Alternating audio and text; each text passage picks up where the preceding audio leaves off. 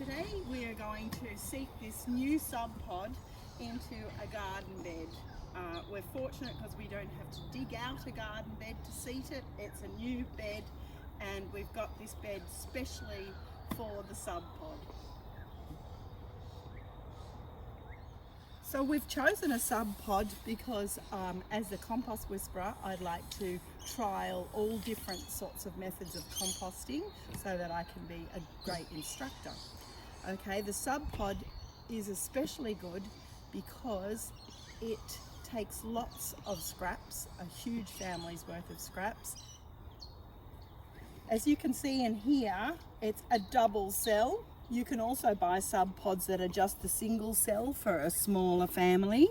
And what's fabulous about it is that the worms are going to be inside these cells but can travel out into the garden bed, which solves the problem of worms overheating, because if they can actually escape from the worm farm and go through these holes into the soil, when it gets hot, it's not like having them in your little black worm farm that sometimes you cook them. So we've had to sort a space out that is low enough so that the soil in the garden comes right up to this level here, and this level with the smaller perforations, the little holes, that's so that the air can continue to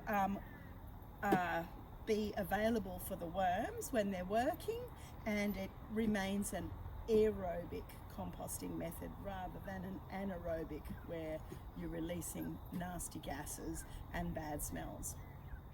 We've just used some spare gravel that came off our front driveway as the base material. I'm thinking that the soil won't sink quite as fast if it's got nice gravelly base, but you can use timber in the bottom of your garden bed if you don't want to fill it with soil that's quite expensive. You can use, I've got some stump grindings here as well that I picked up off the side of the road. So anything, as long as I've got this much soil in the bed so that I can grow some carrots or beetroot or parsnips, that's fine. I don't need it to be soil from the bottom of this large bed to the top.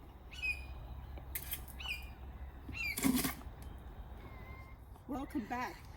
We've filled this up to the Subpod's little level where the air can get in and keep it all aerobic and keep the worms fresh.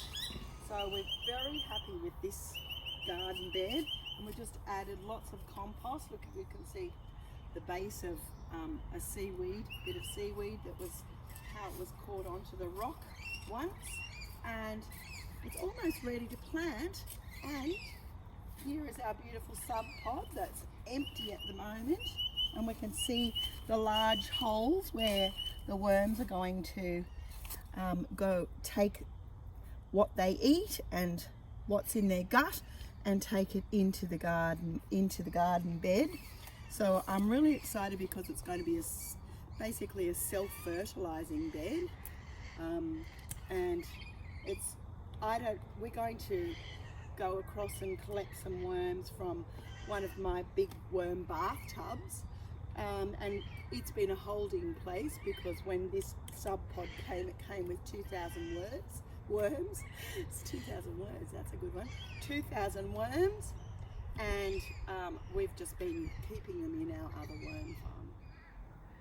So here it's fantastic, this Subpod, because it has all the instructions under the lid, which is really good, and the lid is insulated. It's got this very thick padding so to keep them cool, and of course the worms are going to be able to escape. This is what I like about a Subpod, because if they get too hot in our little black worm tubs, we are responsible for them, but here, if they get too hot inside here, they can just escape into the bed just like normal earthworms do.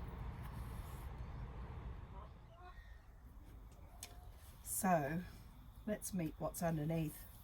I've got another layer, and that's just an old coffee bag. And then in here, They just love avocado. I'll have a look under that. Oh, look what's happening under that avocado. Okay, what else do they really love? They love bananas. Okay, there'll be lots under the bananas. Bit of a mango seed. It's just fantastic. Oh, look at that. There's just thousands. So all I have to do is, once I've put a bedding layer in the Subpod, I'll just bring some of these babies across. So it's recommended for the Subpod and for all worm farms that the best bedding mix that goes underneath the worms is this fabulous coir that's made from coconut husks and shells. It retains moisture and it's extremely soft. I can imagine it'd be a lovely bed to start with. So I'm going to put about this much in the Subpod, and because I've got at least 2,000 worms, I'm going to be able to make both Subpods, both sides go at the same time. If I was starting at home and I only had 1,000 worms, I would just work in one of the cells and develop the second cell as you got the population of worms. Great. I bought this in block form, but you just wet it up and it expands, and this ends up being this lovely crumbly stuff to use. So there you are, that's their little bed, and I'll go and add the worms to that. Good. Well, it's time now to collect the worms. If I was going to harvest the vermicompost, a really good idea with a big worm bath like this is you just feed one end and all the worms chase up to this end, and you can harvest the compost from the other end where they've moved from. That's a really good technique. Here we go. We'll see what's happening down this end. This is a banana end, and they don't like the light. I'm sorry, worms. I'll just give them a little scoop out and see how many we think might be there. Let's have a look.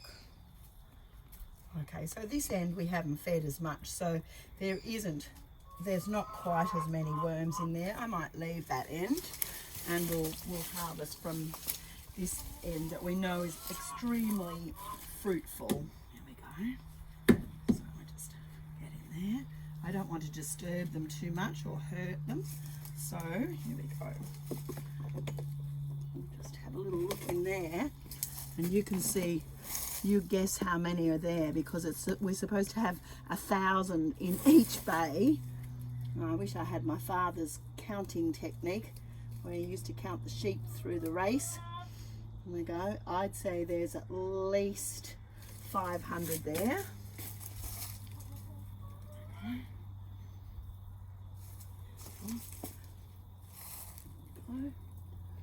So I'm calling that 1,000, and we'll just take it across, and so I'm keeping the lid down just as we going to give them a little feed, not too much because they're going to settle in. And I've just ground up this morning's breakfast eggshells, and that is very helpful for their digestion of food, because they ingest a little bit of this crunchiness, and that helps to break down the food that they take through their bodies. So we've also got a slightly overgrown, any fruit and veggies that you've got too much of or grow a little bit bigger than you wanted them to. It's great worm food.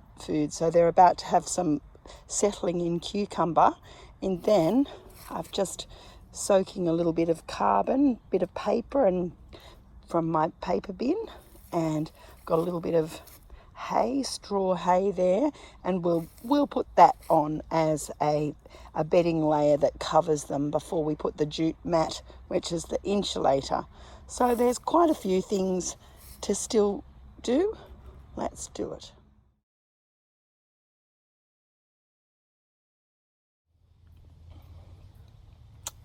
So they're covered up.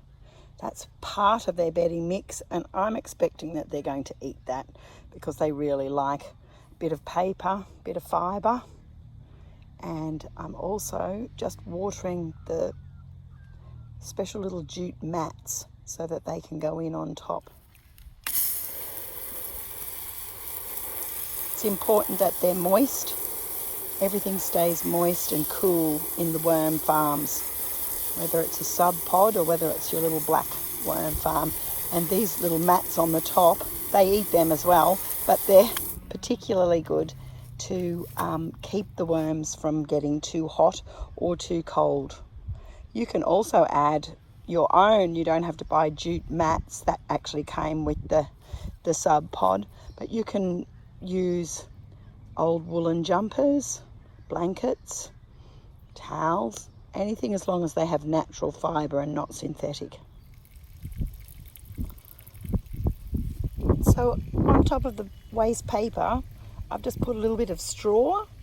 You could use shredded paper, you could use cardboard, damp cardboard, and it looks like it's a bit over the top, but you can imagine if they've got that comfortable bedding underneath and this bedding on the top, and they're somewhere in the middle being very, very well insulated and well fed, they'll be very happy worms. When I go to feed the worms this week, I'll be giving it, tells you exactly how much to feed the worms, the feeding guide on the top of the Subpod. But when I feed them, I'll just make a little hollow like this and just feed directly down to the worms in a little clump just down in here. So they might have some avocado or bananas or coffee grounds sometime soon. I'm just letting them settle in for a couple of days though. And here's our damp. There we go. We'll just put these on the top. Little blankets, they're little extra insulation. Close the lid and Subpod complete. I wonder how long it will be before they mooch out and go into the garden bed. I wish there was CCTV camera footage. Great, well I hope that's really helped, and I'm looking forward to growing lots of things in this garden bed and having the worms be the fertilizers. Fantastic. So here we have it, all ready to begin their work. They're in there. We just close the lid. It's even sturdy enough to sit on it, which I think grandchildren will love to do. And that was another reason why we gave it a bit of a light sand and a seal to take away all the splintery bits, so little people grandchildren can hang around the outsides, check out the worms, feed them, play with them as they do, line them up, call them names, and plant carrots and things in this lovely deep bed.